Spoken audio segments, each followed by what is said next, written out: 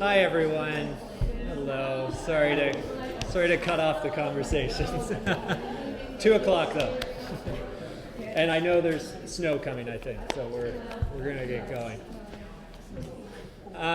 So thank you so much for coming to our marketing and self-promotion workshop from the Kawartha Lakes Arts Council. We'll introduce ourselves in a second, but really happy to have you all come. Thank you. And when you took out your notebooks, we started getting scared. Suddenly everything we wrote down became real. A couple of tech things. One is that we're actually happy this isn't a tech workshop. You might be able to see there's a bit of an issue with our projector right now. There's a bit of yellow. It actually looks great from the back, so if you want to stand there. But have no fear. Mostly we're talking. So this is just to have slides up. The other point connected to that is that we are recording ourselves. Don't worry, you are not on anything, because we're going to also post this on our on the Kawartha Lakes Arts Council website afterwards, which will also have this slide presentation. So you'll be able to find what you need. But anyway, I think we'll get right into it. To organize our presentation today, we're going to be looking at the 5 P's of marketing. So product, price, promotion, place, and people. Don't worry, we'll be going through each section. After that, we'll be happy to take any questions you might have. We have about 12 minutes set aside for that. And we'd also, that's another opportunity to hear what's working for you. I mean, this is a great turnout, but also a small enough group that if you want to share anything for the rest of the group at the end in terms of marketing and promotions, that'll be wonderful. So we will hold questions to the end if that's possible. If you really can't save it, we will try and address it as we go. But otherwise, we have it. That's the way the presentation will go. So I guess I'm already up there with my yellow tinge. But my name is Tim Crouch. I need to read my own bio. I don't even know who I am. I am the marketplace manager here at the Kawartha Lakes Arts Council. I have 10 years of experience in marketing, sales, communications, and general management of both large and small classical music organizations. That is my past in performing arts. I also believe in instilling a sense of entrepreneurialism in all artists, which is part and parcel with this presentation. I've worked with engaging new audiences and managing the in-house record label at Tafel Music Baroque Orchestra, developing branding and digital communication strategies at Soundstreams, and I've been the chair of the board at MusicWorks magazine.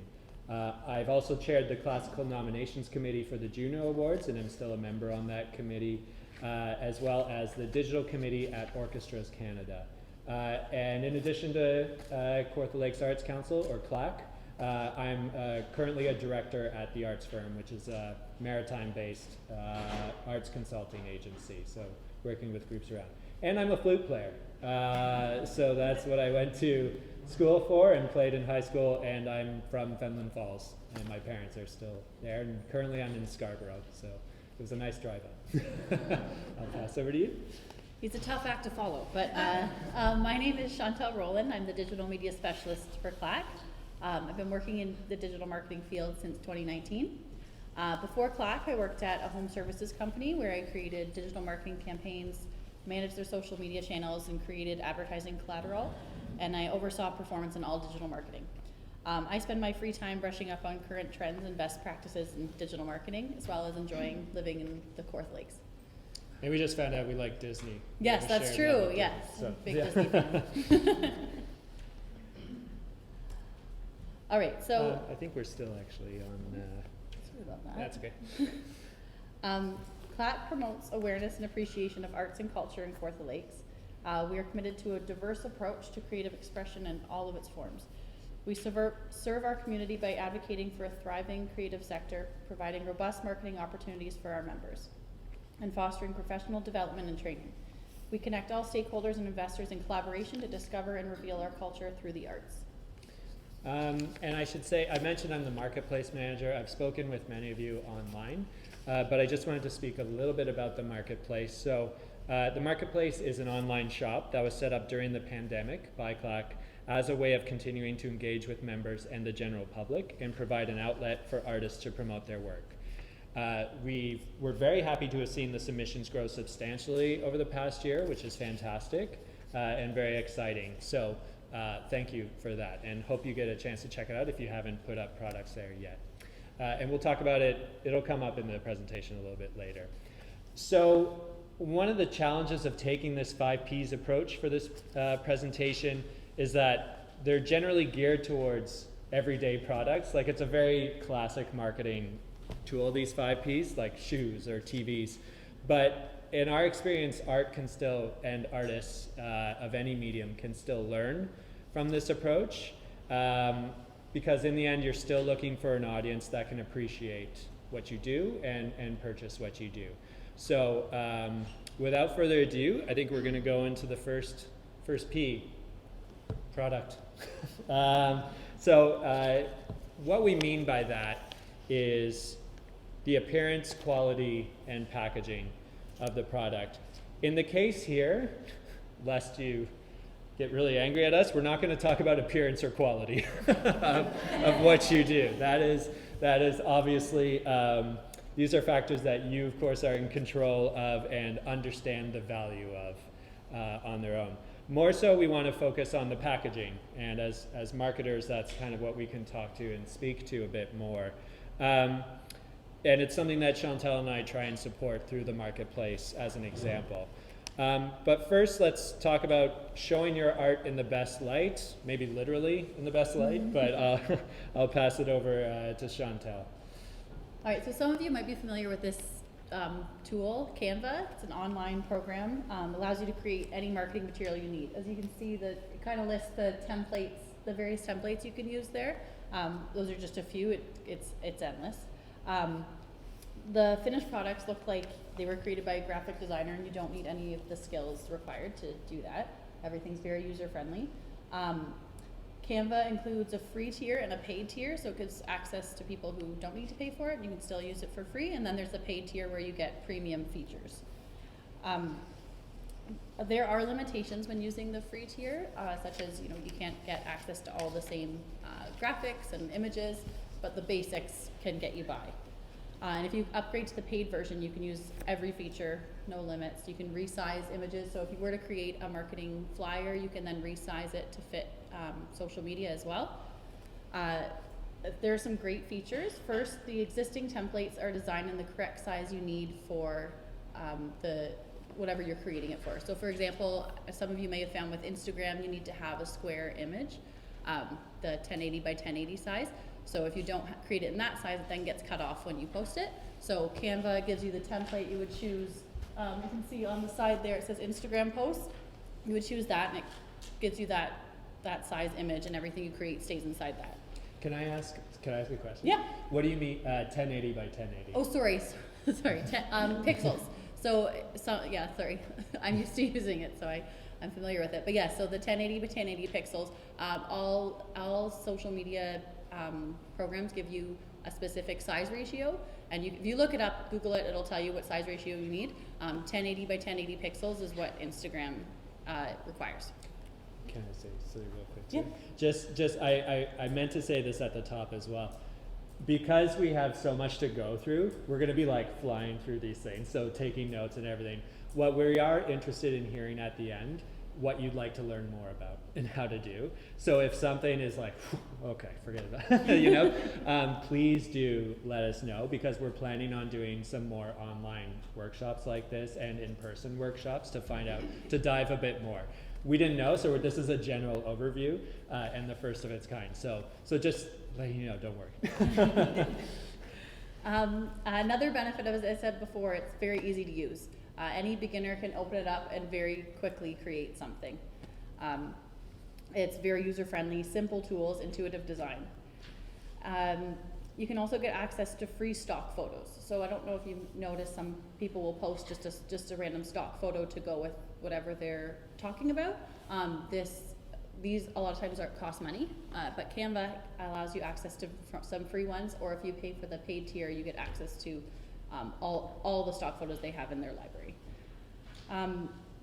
Some examples of the templates available are Instagram posts, marketing flyer. You can do presentations on here for a pitch deck or anything else you wanted to do a presentation for.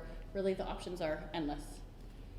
And then just should mention too, just when you're taking pictures, if you were using it in something like Canva, you try and have as much natural light as possible. Studio lighting works too, but avoid using flash. And keep the camera steady by using a tripod. When you don't have it on a tripod, it can cause blur, which then makes your images look a little less professional. And backgrounds. Simple, clean backgrounds look best. Make sure it's a neutral color with a minimal pattern so it does not distract from your product. White is a great background for artwork so the beauty of the product can really stand out. Great, thank you. In my experience, I've had a lot of experience.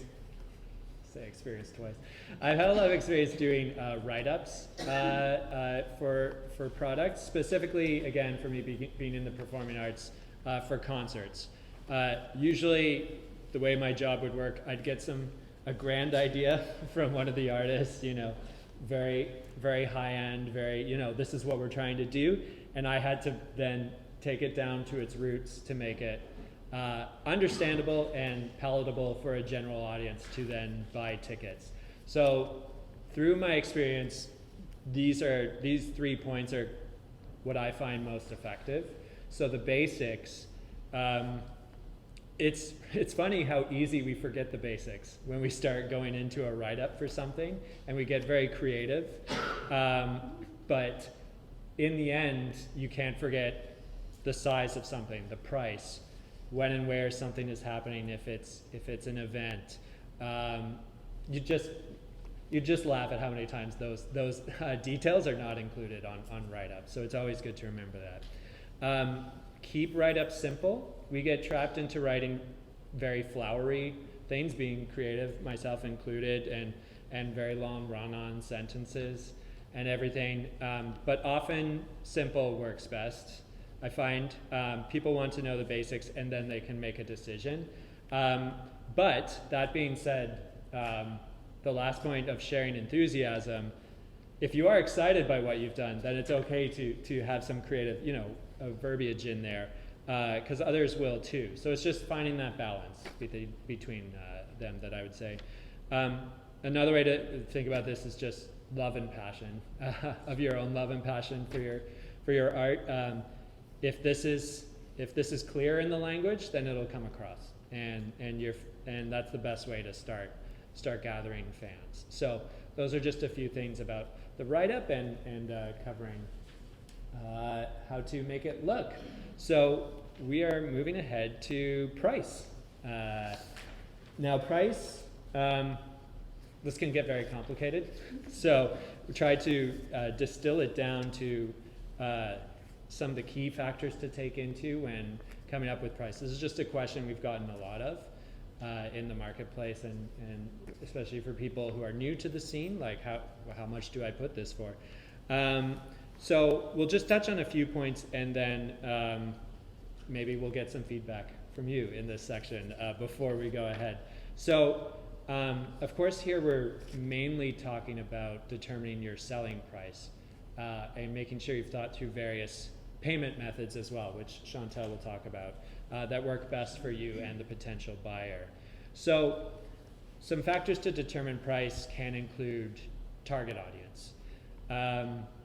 Who exactly is your audience? And I can talk a long time about target audience. This is actually a really big factor, and it's often the part that's overlooked when we're creating something, is just, well, who is it for? And the number of, there's been a lot of times over my career where that question cannot be answered. So some basic things, like, is it a local audience you're trying to sell to? Is it national? Is it international, especially now that we're more online? What is the average income of the audience you're targeting? And because that might determine your top threshold of how high you'll go. And that kind of information can be found, in government stats and everything about where you're going. We'll talk more about the audience in the promoting section, but that's a factor when you're figuring out your price. Similar products is usually where I start for things, is what are others doing? And just seeing, are you way out of whack with what others are selling in the area? If you scan our marketplace, for example, you'll see there's a wide range of prices in there, but you can tell people have kind of looked at what others are doing. And one important factor that has really been on my mind recently is not to undervalue when setting your price. I've seen this happen a lot where either the artist or the organization either doesn't have much confidence in their work, or they think if they go low enough, that'll really move product. But I would say that it can have the opposite effect, because buyers might think your work is just not very good. And so you do have to make sure not to go too low just to try and hit the market and get things moving quickly. So yeah, I would say those are the three main things for price there. Okay, now I'll touch on payment methods. There's a few different options you can use to collect payment from your customers, whether your product is in person or you're selling it online. PayPal is one option. It's been around for a long time, and this shows that it's a viable payment option. And they've proven that they're very secure. It's also important to mention that it can take a few days to receive funds through PayPal, whereas other ones, it's a bit quicker to get your money from them. And then you can find that some customers don't want to use PayPal, and they may result in lost business. It does require, a login, and so they have to create an account for it. So it's something to keep in mind if you're considering it. It might be a better choice to add as a secondary option for payment. People who do have an account with it already are comfortable using it. They know they feel safe with it. So it's a good backup. Stripe is another payment method designed for online sales. And there are in-person options for this product, but it is best if you're selling your products through an online store. They specifically, if you look up the pros and cons of it, lots of people will say it's great for online, but not the best option for in-person. Their functionality for in-person is limited. They offer flat rate pricing, so it's easy as a merchant because you know what you're going to be paying.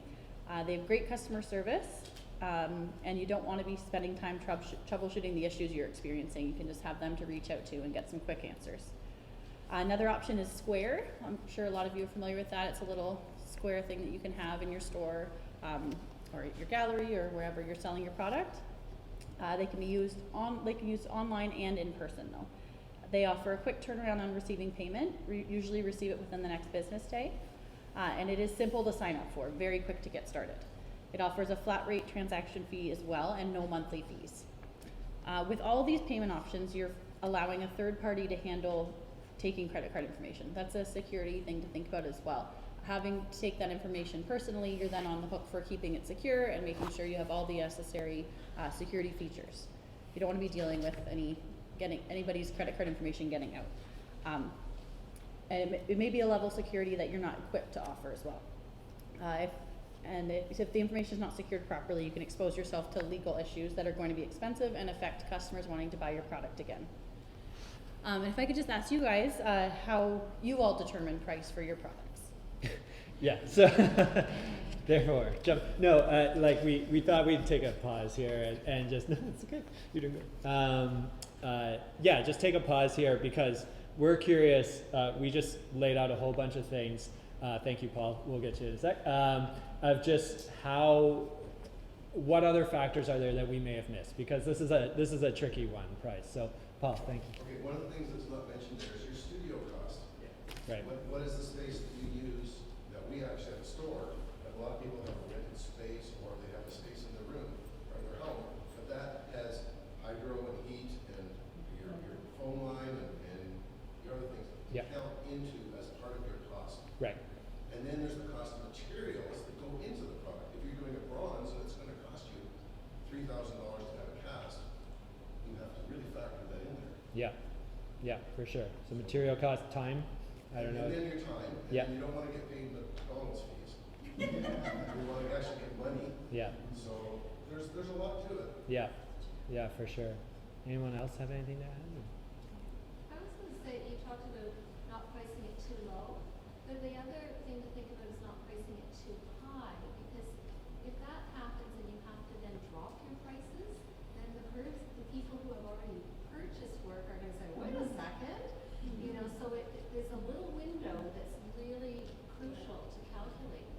That's right. Not too high. That's right. That's right. I'm just repeating your answer for the mic here too. Just and I repeated Paul's a little bit there. It's just so what was brought up is just not too high because you're right. I think that's a really good point, especially if someone's checking out an item of yours and then they see the prices continually dropping, that gives the wrong impression. Yes, sir. Yes. I've accepted e-transfers and that's working well for me. In terms of payments. Yes. Yeah. Yeah. So e-transfers is one we didn't put up there, but it's of course very secure. And through your bank, I'm guessing, or Yes. yeah. E-transfers don't cost you anything either. Oh. Sometimes they cost. Yeah. And they're not completely secure either. Right. I'm sure this has come up for a number of people here, but the artistry is notoriously cash oriented, and people, it's a battle to try and get people to pay tax sometimes, like they just don't understand the concept, well, I need cash, I don't want to pay the tax. So oftentimes you're fighting with price based on, the fact that somebody doesn't want to pay the tax on top of it. And it can get a little weird when somebody's standing there with a whole bin full of cash. Right. And you don't want to walk away. Right. Yeah. I'm sure other people have had this issue. Mhm. It's easy on Square or e-transfer or anything like that. Mhm. Mhm. You get a lot of cash in this. Do you find either way, whether say you only have let's say you don't have any, change or anything, or you don't have one of the 3 payment methods, have you found you are shooting yourself a bit in the foot sometimes? Like, will someone come up with cash and be like, oh, I can't, sorry, I only have cash, or, oh, I only intended today. Has that been the case where you have to try I've tried to factor tax into the price, That's what I think. just Right. because I know I'm more often than not gonna eat it. Right. If somebody's coming in with Square or anything like that, because you're paying 3% on top of it anyway, I don't pay it. Yeah. But cash is it's like, well, I'll give you cash. And Yeah. and tax is a good point that we did not bring. But of course, you have to calculate I'm sure if you're registered with a number. Deal with that. Yeah, hi, ma'am. Something coming up with cash too, that often people are paying you cash and they want a deal. And so you want to keep that in mind as well. Mm. And I know I had this a couple of times in the past year, of course, with everything going on, cost of everything was going up faster than we could keep track of with our products that were coming in. And, and I found every place I was going, to my framing gallery, to so many suppliers, they're all trying to justify that everything's gone up, and everybody was saying the same thing. And, so, in dealing with them, I tried to reiterate that, you know what, I understand, I'm in the same ballpark. But I had one lady say, well, what about, can I get a deal on that? I said, you know what, I don't get any deals on Mhm. my product. Mhm. Everything I have here, all my product has gone up, and I haven't increased my prices at all. Right. So she said, you said that. Yeah, yeah, of course. So you've got a point, and you just have to be strong enough to say. Yeah, yeah. Paul, we'll do you last and then we'll go. There's a really good answer to that, is you tell the people who are doing it, and they say, well, that's fine, so I can ask your boss to pay you less for your quality of work? And they said, no, oh. Yeah. Sorry, Leslie, your last one. Yeah. I just have a question, putting out all the artists here. How do you deal with a situation where you price your work according to your target market, and you compare your works to other stuff in here, and blah blah blah. Then you go and put it in a gallery, which charges 50% commission. Which means you have that price, and all of a sudden you're making half of what you think it's worth. How do you deal with that? We don't do it. You don't do it. But then if someone sees, so then someone in the gallery pays double the Yeah. price in the gallery, and They can go online and see exactly the price. Well, see, that's the issue there, is that you get 2 prices out there, like, that may be really extreme. I just wonder how someone else. And did you know that when you go in a gallery and they take 50% of your product, if they send somebody to your website or whatever you have, and you sell something that they send somebody, they expect 50% from you. well, No way. Forget it. So, We'll probably keep going right now. I'm very happy that this sparked something. So why don't we mark that price as something people want to talk about some more? Say something Yeah. about PayPal? Yeah. The purchaser does not need an account, so they can just use their credit card. Right. If you send them an invoice, all they have to do is they click on the link, and PayPal will try to make them account, but you can just click, want to use my credit card, and that's it. Right. Well, that's good to know, because I've gotten suckered into making an account before. But 'cause one for that last, yeah. reason. Over the years, I've been doing this for quite a while, and you listen to feedback that you're getting at a show, at your booth, wherever you happen to be. And the two things that you're going to hear are, oh my God, that's a lot of money. Or, number two, oh my God, are you sure you should be probably charging more than that? You know you're in the right spot, because you have both actually going, oh. That's a good. Then you know you've got your price right. Yeah, that's a good point. The last thing we just had on pricing, and you guys covered a lot of this, is I just pulled this from the BDC, from the Bank Development of Canada, and just to the point earlier of cost plus pricing, calculate your costs, add the markup, do the balance sheet, do that. Competitive pricing we already talked about. Again, this will be on the website, so you can go to I just found it a very helpful site to go get some more information. Price skimming is where you set a high price and lower it as the market evolves. Move it to that point. Again, these are not necessarily applicable, but I wanted to write them all. Penetration pricing, so set a low price to enter a competitive market and raise it later. That's when Google tries to do a new product kind of thing and flood the market kind of thing. And then value-based pricing, base your product or your services price on what the customer believes it's worth, which requires asking and finding out about your audience and polling them and talking to people and finding that out, which is always a good thing to do anyway, is to be chatting with people. So I think we'll move on to the next big P, which is promotion.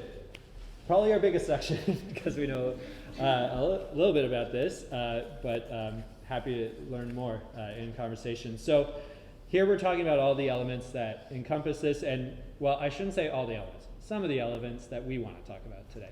So we've got advertising, public relations, what the message is, and different media that you should be tackling.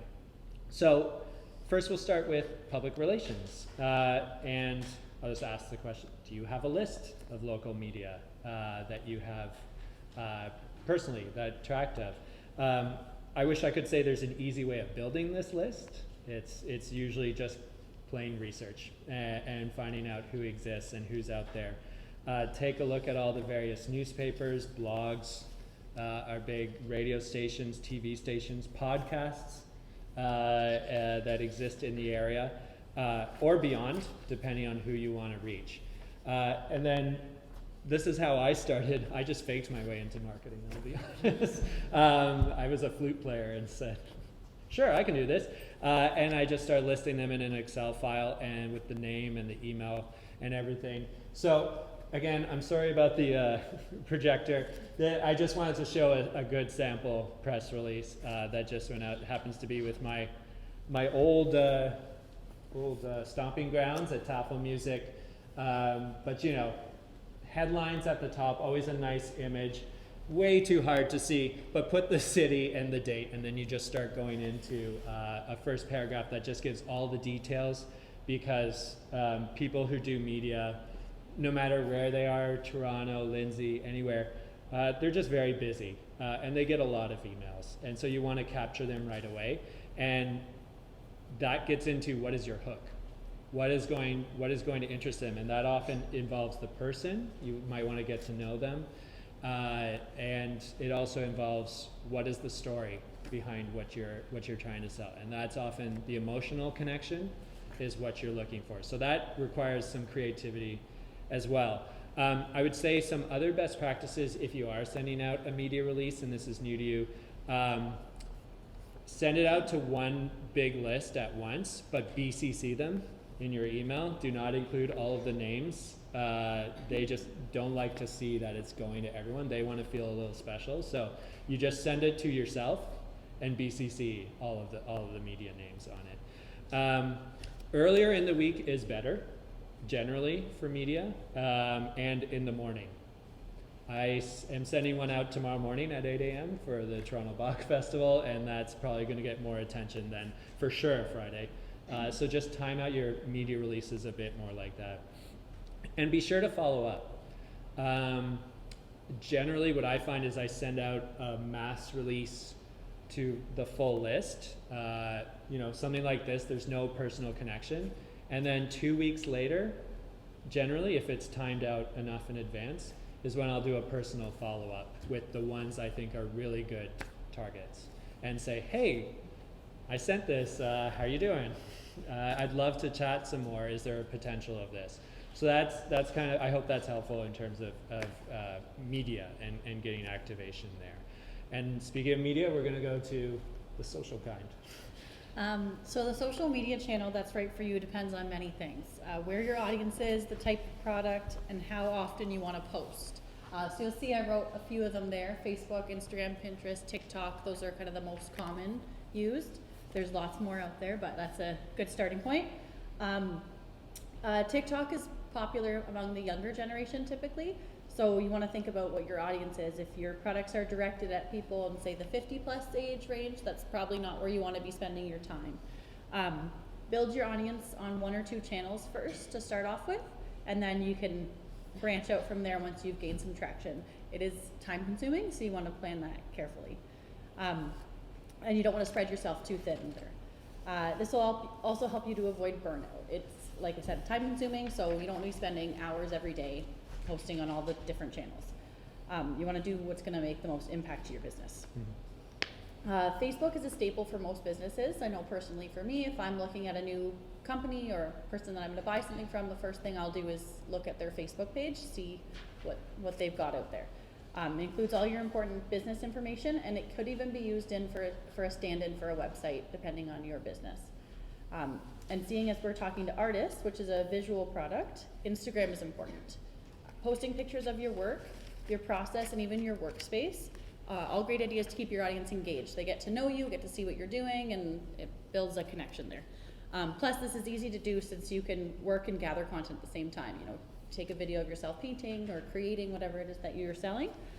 TikTok requires short videos, and there are a lot on there. So if you're using this platform, you need to be posting frequently. They definitely get lost in the shuffle. So consider this before jumping in, as you may be spending more time than is necessary building content. TikTok isn't the best place to start. It is something you can add on once you have a handle on the other platforms. Like I said, a lot needs to go up there, so you want to have the other ones started first, and then you can always build on to with TikTok. Pinterest is another visual platform. It's ideal if you have a website to link to. So something like if you have a blog that you are writing on, or if you're posting products, you can link Pinterest to your website. As I said before, best to start with Instagram and Facebook and post as frequently as possible. You can spend an afternoon taking pictures of creating or work that you've done, or something that you're enjoying doing, just to build a connection with your audience. And then you could post, that could be a month's worth of posts for you. People love behind the scenes. Yeah, definitely. Yeah, it's a connection there. That's all great about social media. We wanted to make sure that this wasn't going to be, and I think Chantal made it super clear, this wasn't going to be one of those presentations where we say, you have to be on social media. You don't actually have to be on social media. Like, it just depends who your audience is, right? And you don't have to be doing all of it, because it can be very overwhelming. It's great for growing an audience and sharing news and behind the scenes and content and all that. But in the end, social media are still companies that control who you talk to a little bit and want to make money off of that. So they can change the rules at any point. And so we just wanted to share that in the end, you do want to build a list of fans, audience building or audience databases on your own turf, like that you can control and that you can speak directly to. And I think that's just a really important thing to remember when trying to reach out. This could be as simple as an Excel sheet that you start tracking of people who sign up to an email. It could have, especially if you if you have a website, those pop up like sign up to your e-news or e-newsletter. You could be asking them first name, last name. You don't have to ask date of birth, but you know, you could get into that kind of thing if you want to send birthday messages, for example. So there's lots of stuff, and this is the kind of thing that you want to track personally. So you can certainly keep track and contact your audience on any available email platform. We like using MailChimp. It is free up to a certain amount of contacts, and then you do start paying. We use it for the Kawartha Lakes Arts Council. It's also very intuitive and easy to use. There's also Constant Contact is another great email platform. And even Active Campaign is another one that is, it starts getting really cool because you can do stuff like user segmenting. Yes? Just going back to email, MailChimp and Yep. whatnot, do you find that an effective communication source? Like email in general? Yeah. Yes. I find that people don't look at email as opposed to, they're looking at all of the other platforms as opposed to Yeah. less so at email than. I'll just repeat your Yeah. question. So yeah, so the question was, you know, we just made a grand statement that we find email is quite effective. And the question is it more effective than like social media or getting yourself? I will say yes, email is much more effective when used correctly. It is, and that, I did also write on here, is this a future session to talk about email? So I already thought about that because there's a whole lot of factors that go into emails, and they give you the great data, which is when are people opening your emails, when are people clicking through, when are people, you know, and that kind of thing starts to help you determine when to send out your emails and to be effective.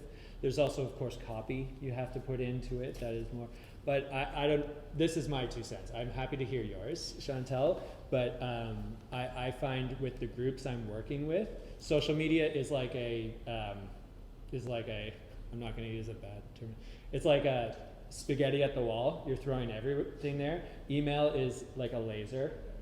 It's a bit more targeted, and that is going to your core people who do want to really know.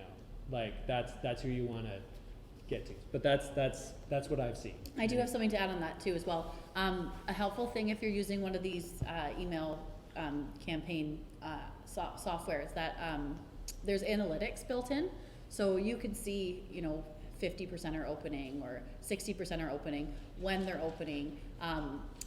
So using that information, you can then build your email campaigns to get more people to open and click through, and you know what types of emails are people liking and what types aren't working as well. So you can really use that to compare. So yeah, sometimes they won't open as much, but if you use the information you're given, you can then build it to make more people interested and engaged. Yeah, I seem to remember, like, I was working with a list that was about 16,000 people on it. The average open rate was about 30% on it, and that was high for us. And then, but then the more you target it, let's say you're going for, I'm using music, forgive me. But let's say, you've only bought tickets to Beethoven in the past, so we just said about a Beethoven concert coming out to just those people, went up to 75% open rate. So you start to do that kind of thing. Yes? I'm just a little confused, like what exactly are you emailing them? Yeah, so in terms of content, that's a good question. So usually a good place to start is, well, of course, events. Like if you have an event coming up, you want to share that. And that's based on when it's coming up. You can't necessarily plan for that, you know. Newsletters on a monthly basis are quite effective, and it's a way you can come up. I'm not going to go into all the content you can put into newsletters, but I think the great thing about newsletters is that you've always got to touch base every month with them. So even if you don't have much on the go, I'm sure you have something. I'm sure there's something on the go. And so that's always a fallback between events, that kind of thing. Another thing about a newsletter too is that I think it's great because it's that monthly like check-in. Like, you know, if you don't have content that you're thinking of putting out, say weekly, at least you know there's that once a month you're going to be reaching out to your audience. Maybe this is a good time to go to editorial calendar next. This leads into our next topic. Good leading. I didn't plant you, I swear. So promoting can be overwhelming, but a bit of advanced planning can make all the difference. This is where the editorial comes into play. It can organize all of your various media and lay out in advance with the content you want to share. So we've got this one here. This is one template, and then we've got this one as well. Sorry Yeah. again for the thing, but sorry, go ahead. So an editorial calendar helps you plan out your messaging on a larger scale, coordinate it so that it reflects your brand. You can do this on a monthly basis, you can do this on 3 months, 6 months, however far you want to plan out. It saves you time, you can plan out a month's worth of content at once rather than having to go day to day. You'll know ahead of time what messages you want to be sharing and what content you need to create and when. And what holidays or special events you may want to create special content for. And then of course you can always look at it. If there's things come up that you want to fit in, you can always move things around so you can still share everything you want to share. Maybe go back to yours. And the other thing you might be able to read, might not, but like one other thing is that we do keep track of on these calendars is what the medium is, where it's going out. So if it's a social media post, it'll be a certain color. If it's an email, it'll be another color. And it really helps to see everything as a whole that you're sending out. Applications or? This is just us working with Excel. You can download templates though. Yeah. If you Google editorial or social media calendar, content calendar, any of those, there's hundreds, thousands, and they're all free. This one specifically actually came from HubSpot. I really recommend their products for marketing. HubSpot? HubSpot? Yeah. Hi, Penny. Yep. I got a question. Oh, Yep. okay. My question was when you were talking about MailChimp or email versus social media, was that I think it's important to note that when you use emails, you must have permission to send emails out to people based on privacy laws. Facebook, it just goes out there. So you don't need to get permission to send out Facebook because people subscribe to you or they don't by their own choice. But with emails, just Yeah. so you know we are cognizant of privacy laws It's in regards to email. the Canada anti-spam legislation. So CASL is what it is, and and echoing what Penny said, just for the mic, is just it just means you need to make sure on your website, especially online or in person, you have a little checkbox that says I agree to get messages from this person. Or you can offer an unsubscribe option. Yeah. I'm just gonna add that if you have your Facebook and your Instagram linked, you have access to Business Manager. If you're running your page as a page as opposed to as a group, and then you do have access to all of the calendars and be able to set up all your posting for both platforms directly on that, and it shows up in a calendar like that too. So. And I really recommend, I love the business suite. I use that in conjunction with the calendar so I can plan ahead, but I really like the business suite one. There's a lot of features on there that it's all free and included with Facebook. Meta business? Is that Yeah. Meta now. Yes. Yeah. That is sweet. Yeah. Let's go to next. Where's my budget? Oh, it doesn't matter. I'll just talk about budget. So I just wanted to speak briefly about budget. If you're fortunate enough to have a bit of money set aside for marketing, though there is, of course, much you can do for free, you do want to ask yourself, how will I spend this money? And how will I get the best ROI, or return on investment, for that? So again, we're sounding like a broken record, but know your audience. So determine where you're going to go based on where they are. And again, just using my own experience to share, which is not tons of years, but a bit, is I always think it's good to do a healthy mix of spreading your advertising around. So that would mean a mix of traditional, which is print and radio now, that's kind of considered traditional, and online. So social media, and if you're really apt, you can start doing Google advertising as well with a Google account. And those are kind of those ads that follow you around, depending on what site you go to. If money is tight, I would say probably social media is a good Yeah, your money goes a lot further. with Meta or something like that. But I think we find that radio is super effective. A small ad in print is very effective. So don't dismiss those. I think we've come to a place where online was really exciting for everyone and everyone jumped over there. And now I think there's a bit of a swaying back a little bit of the pendulum that print and signage is really just as effective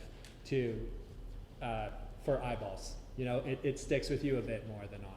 So just consider that in all of your Can I advertising. just ask a quick question? So for the emails, you don't just like get all your contacts and send like an ad or something to all your contact, like personal friends kind of thing. Like you have to ask, like if you have you can sign up for an email, but but you don't just, as a general, all of our friends send it to via email to you, or? No, the best way is to get them to subscribe through like either a website or however you're getting subscribers. That way they have checked that box. They agree to get your emails because there is some fines and stuff associated with not getting that permission. Are you talking about just like personal, like from your personal email account? Yeah, like I just have my friends and I want to Yeah. tell them that I have a show coming up. Can I Nothing just wrong with send that at them all. all You my can friends and do Okay, yeah. I'm not going to sell them like Yeah, yeah. You can like buy this all the time. The government's It's just not like, gonna hey, come, I have a show coming up. And No, I think it would be more of like a complaint of people that weren't open to receiving messages from you. Yeah. If it's friends and family, I'm sure that Yeah. I don't think they're going to be complaining about that's it. what I mean by Yeah. contacts. Yeah. Okay. Okay. That's totally fine. Yeah. So it's We're like, how am I going to ask everybody for permission? yeah. Well, Yeah. on that note, though, if you do decide to go onto a platform and all you have is like your list of friends, and you decide you want to do some more designed emails, you can just send them an email and say, "Hi, I'm really hoping you'll jump over to this," and like that'll be their email. It's just please just click on Yeah. this button to sign up, and then you'll start getting them over there if you're looking at a transition to start building a little bit. So yeah. We should keep going. Just I know it's the time. Thank you for the questions. I'm sorry to keep moving. Okay, so let's talk about some different website platforms. Having a website is becoming more and more important when running a business. It's the business card in today's day and age, and it gives credibility to your business, and it's usually the first place a new customer will go when they hear about you. So two of the more inexpensive website builders are Wix and Squarespace. WordPress is another option. It's slightly more expensive. There is still affordable choices with it though. And both Wix and Squarespace are very easy to use and beginner friendly. A lot of drag and drop, customized out of the box products that you can just use for your website. And they have a lot of resources to show you how to use their builders. WordPress is less beginner friendly, but it offers endless plugins and endless customization. So you can do basically anything you want with it. They offer a wide range of products, starting with a basic website builder, and then going up in price as the options and functionality increase. And as I said, with the plugins, so there's free ones and then there's paid ones, so no ceiling to that. Squarespace is the better option if you're wanting to sell products online. They're fully equipped to connect to your payment option of choice, and the out-of-the-box features look polished and professional. And I should just mention with Squarespace as well, the way that the website's designed, it's easy to shop on. I don't know if you're familiar with our marketplace, but that's what our marketplace goes through, and it's easy for the shopper, so that's the thing to keep in mind as well. Cool. All right. I'm just going to power through, so I'm not even going to read this. So we're going just to talk about place very briefly. We're talking about different distribution channels, location, and market coverage. And we thought we'd just very quickly use two examples, and surprise, surprise, they're both from Kawartha Lakes Arts Council. So I think the main message here is that the world is now, you can do both online and in person. You can choose one or the other. So it's a new world out there. So using two examples we've got here, we've talked about the marketplace, and don't judge the art by the projector. It doesn't have those yellow things. It's really beautiful art. So of course the marketplace that we've been doing, and we talked about it already, in return for a 20% commission on sales that we do promotions for, and the work, which covers the work of putting it all up. This is an example of an online opportunity. COVID-19 was the impetus for this, but I think in general it forced a lot of artists to take a look at what is possible online. In the performing arts world, we saw concerts go to digital broadcasts, and we're still in this kind of some digital broadcasts, some in-person concerts. And so I think this is just the world we now live in. It just sped up the move to some kind of online complementary to in-person. In addition to this, of course, there are online sites like Etsy, Shopify, even Amazon has a handmade section now on Amazon. So there's lots of options out there. The main thing to consider, of course, is the percentage commission when you're looking at an online beyond your own site. I mean, like, you know, looking at where else it can go. And then there's in-person. Oh, sorry, that was an example of a great one. Yeah, this is Darlene's. So just an example of what the products look like on our marketplace. And as you'll see here, this is the meeting Kawartha Lakes, which is coming up this year in May. One of the options of in-person shows. Located at the Kawartha Settlers Village in Bobcaygeon. Last year we had about 800 visitors, and we're hoping to have even more this year. We also participate in the Country Living Show, which takes place in April. Another place to get your products out there and show them to people in the homeowners in the country, or cottage owners or farmers. Another in-person event in Kawartha Lakes is the Kawartha Lakes Arts Festival. It happens in the beginning of September. Of course, you have several studio tours to choose from as well. They take place in the fall. All places for people to come in person and see your products. Plus, you're networking with other artists that could be open to other opportunities to collaborate as well. So it could open up other marketing opportunities for you. And then we've had a little bit of talk recently about QR codes. It's a free thing you can use. You can set it up at your booth, and people can scan it with their phone, and it directs them to wherever you want to direct them to, whether it be your website, a Facebook page, or an email sign up. If you have some time, I would Google just free QR code, and it's a quick setup to just go through and set up your own. It allows people coming to meet you to be able to then access your online information as well, and have them be a returning customer. Great. All right, I think we'll go to the last one, people, so we leave some time for questions. The final P. We're not talking about your audience here, but rather this is just the last consideration. It's more the service that you provide and what attitude is kind of portrayed. More specifically, this is customer service a little bit. So this gets more into, this is more, I don't know, kind of philosophical talk. It's just things to consider when looking at setting up. So I just wanted to share one concept that's becoming more important in the marketing that I'm seeing, which is make things human.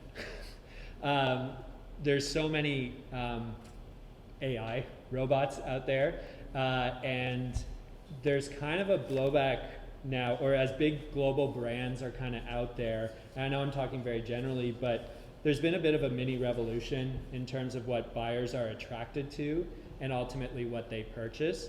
And I think it still plays a factor in arts and culture. And it's just something to always keep in mind. People are looking for those personal curated selections. They're looking for that kind of connection. It's great to be able to buy everything on Amazon at your fingertips, but it's overwhelming. And people are looking for the alternative, which is smaller vendors and doing that kind of thing and playing up that side of what you do. And personal touches, anything you can do, like phone calls, friendly faces, little messages to your audiences. We were talking about content earlier, you know, like, hey, I've just done this and I'd love to see everyone out here, you know, with a picture of you, a selfie or something. I think this is just how you can differentiate yourself. So I just wanted to throw that concept out there, that this is something going in our favor, I think, in the arts and culture world. Okay, sure. I think also something to consider, this is a bigger topic as well, and it might be for a future one, but there's the idea of user experience, or UX, that is more of an online thing, but it's something to think through, and I'll just add its most basic. You do the thought exercise of a potential customer from not knowing what you do all the way to having purchased one of your pieces. And what you do is you kind of think of what are all the touch points and you just draw it out as a map. Usually it's an arrow, and you just think through. It's like, oh, okay, they might have talked to me here. They might, and you look for pain points a little bit. This is a big thing now. Again, especially for online, but just like, oh my gosh, they click on this button and it's a loop. They're stuck in this infinity loop of going from one page to another. And that just, it's a new thing to consider when going through. It's like, how did they hear about you in the first place? That might be a pain point. And it might be, okay, well, let's make sure we are out there more because we need more acquisition. So I just wanted to also share that a little bit. In this case, feedback is really an asset for that kind of thing. So I know we kind of jumped over people there, but it's just some concepts to think about when you're looking at this kind of thing. So 3 minutes. We're happy to stay. We just have to be out of here and clean up by 4, but happy to answer some questions. How do you get people to your website? Like, how? Yeah, sure. So that is acquisition, I would say. That's the terminology for that. So in this case, you're putting your website anywhere possible. So if you have a booth, let's say, you're making sure you've got your website there and that people are signing up. And that's where those QR codes come in handy as well, right? Yeah, so that's one way. So you printed out a piece of paper and you put it up. Exactly, yeah. Making sure it's always repeated everywhere. If you do have you were mentioning, sorry, what's your name? Leslie. So you were mentioning you have your personal friends list, right? So hopefully your website is at the bottom of every single one of those, right? And just encouraging people to go there. If you are on social media, best practice for copy, like the way to think about it, it's kind of like a funnel, right? And you're kind of drawing people in. So when you think about it, all content comes from one main place. So the social media, the copy should be driving people to either sign up to your email list or go to your website. So even if it's a random photo, like of something, just be like, check out more, reach to me or visit here. You know, so it's just kind of become standard practice to be repeating it everywhere Like you on have an an Instagram opportunity. picture that you put on, how do you, like in the comment afterwards, or where are you writing the copy? You know what I mean? Or are you Yep. doing an ad? Like Even on your profile. Yeah, so in Instagram, for example, or do you want to take this? So sorry. we didn't add it in here, but it is a good thing to talk about as well as Instagram. You can't click links. So there's usually a feature, we personally use Linktree, but there's lots of different options where in your bio, in your page, there's a link there, and that link goes to another page where you can then put links to all the things that you want them to go to. So, you know, a page for your newsletters, a page for your events, a page for your shopping, wherever you're shopping, because it's limited on what you can link to there. So that that link in bio, lots of people will say. So you go to their bio, click on that, and then all the links are there, and that hopefully you direct them to your website that way. Good. So Linktree, linktr.ee. Yeah. And you could also Google like link in bio, and options will come up. There's a few different programs that offer it that are pretty popular. Tech and the messaging. There's the answer. I never know how to direct people to like a blog, and like my blog, I guess, is on my website, so I never know how to direct people to look at my blog. Like, I would just put it in the copy, like Tim was saying. Like if you're doing Facebook, you can put the link right there, and then if you're doing it on Facebook, a link preview will come up. So you don't even need a separate picture for it. Oh, I see. Whereas Instagram, a link preview won't come up, so you'll need a picture to use for that post. And again, you might be asking more technical, so I don't know if this helps either. But in terms of the content, we were showing it, like the editorial content calendars, like that's where if you have a monthly blog post, like that's suddenly an email you can send out and a social media post and just cover all the bases. And that way driving people to your website and checking out your new stuff. okay, so basically just saying check out my website. Yeah. Yeah. Link to, what do you say? Link to website? Link in bio link in bio is what you'd use on Instagram, but Facebook you don't need to use that. You can just put the link. Just in a creative way, you know, read more on the website or however you want to phrase it. Okay. Did you have something you wanted to add? Sorry, I thought I saw you. Penny has her hand. Okay. Penny? Yep. Also, I think that with the member pages that we offer through KLAC on our main website, that there's opportunity for each member to offer a link back to their own websites from our member pages. So option for broadening your scope in terms of people discovering you?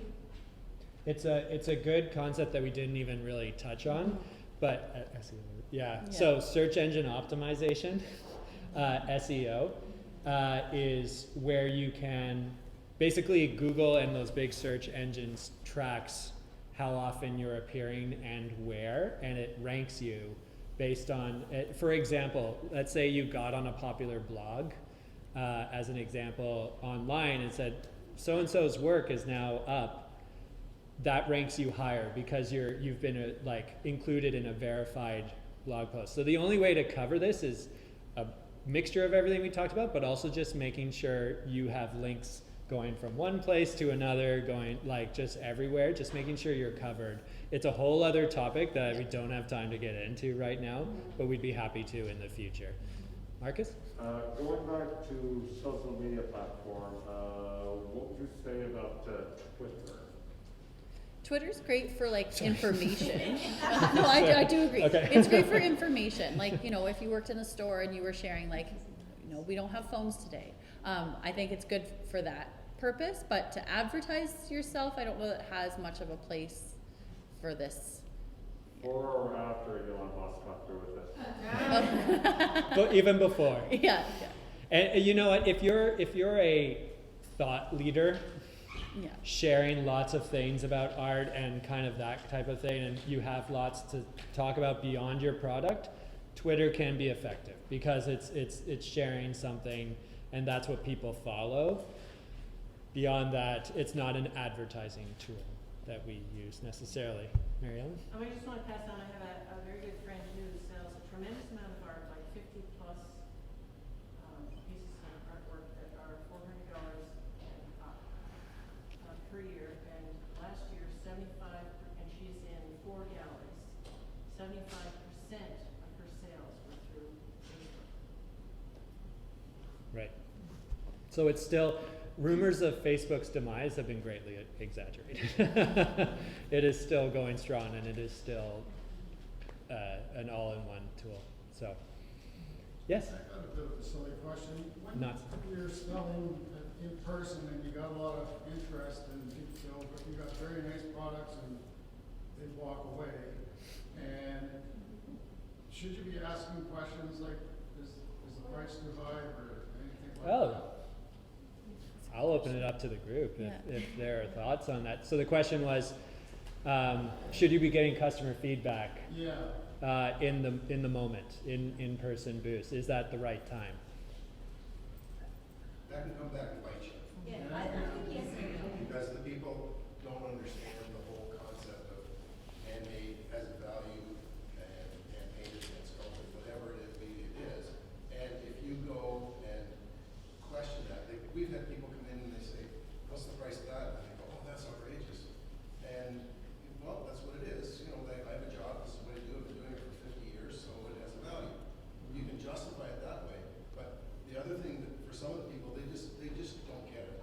And we've been rude enough to some people and say, tell you what, I'll give you the piece for free if you pay for this booth. Yeah. And they're sitting there and they have to be one of a kind. Well, it's a $44,000 booth. Right. And they sit there and they go, oh, and it puts them in a frame where they go, it's not a game. It is real. And we have costs. And Yeah. we have to get here, we have to pay for the show, whatever. Yeah. So, but it's really hard to discuss with certain clients. Right. So it depends. Yeah. But I think there is a place for talking to your customer and learning from them because they are your target market. And so the more you know about them, the better off you are. But I don't think it's at the point at which you start to understand that they're not interested. Right. Yeah. Yeah. Sorry. I got a question, I'm going to direct it to the group. Has anybody used the poll? Like, you know the polls on Facebook sometimes where people go, no, nobody's done it.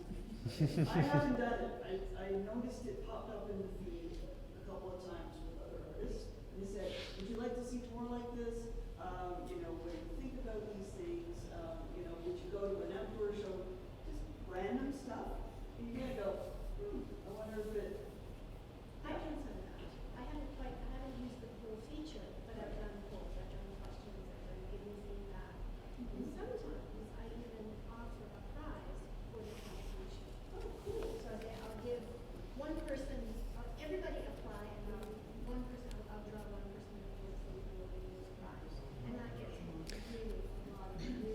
Yeah, there's, on that note, we didn't get into surveys at all, but they can be very effective in terms of the customer feedback and that kind of poll. And yes, always offer some sort of prize. It's like even a $50 Apple, Amazon gift card. Because, and this is where it gets tricky. You don't want to ask, do you want me to paint more in this color? Like it's not that. You have to be very careful with surveys because you also have to think through with surveys, is the answer going to allow me to make a change? Because otherwise you're asking something and they may give you an answer and you don't change anything, right? So with surveys, it is more, keep it very, you know, like what shows are you going to check out art? And should I be there? You know, that kind of thing, to find out more about your target audience. I'm glad we're asking about audience because I had a piece of paper over my desk all the time that just said, and again, performing arts, but it always said the audience is 50% of the show. And because everyone gets so wrapped up into what they've done and you just expect, but you have to think through all of these things, like they have to have some sort of element in this, and it's a social thing in the end, right? And I think that's just maybe a final point to share, just that everything we've talked about, and I know it's very base level, there's a lot more to get into, but the secret is to create something that those you serve want to tell others about. That's really what you're trying to do. And word of mouth in the end is, you can spend $4,000 in the Globe and Mail, and but one person saying to another, hey, I'm going, you want to go? That'll be more effective. So these tools are all meant to help that. The QR code, so when somebody I don't know, I mean, I know about them, I just have never used one, I've never scanned one. Where does it go in your phone?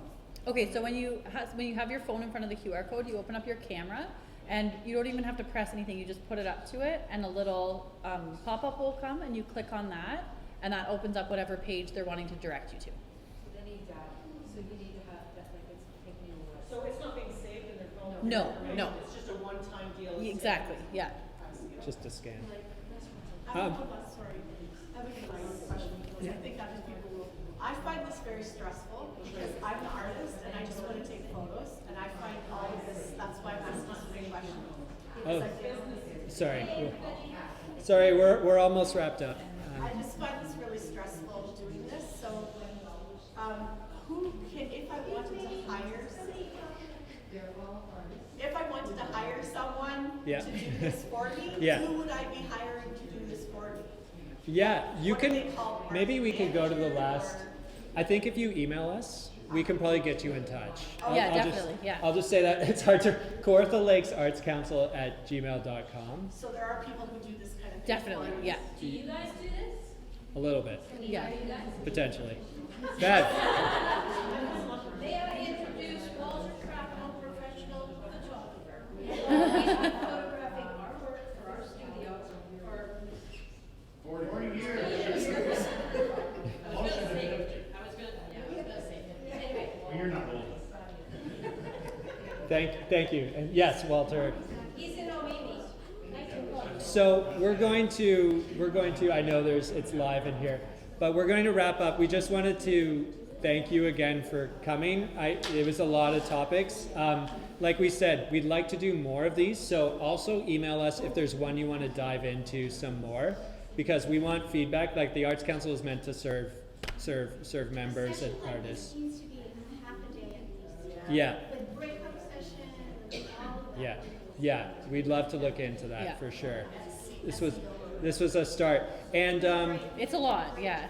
just thank you for coming, and thank you to our board members for helping in the back, Ray, Leslie, and Penny. Thank you. Thank you.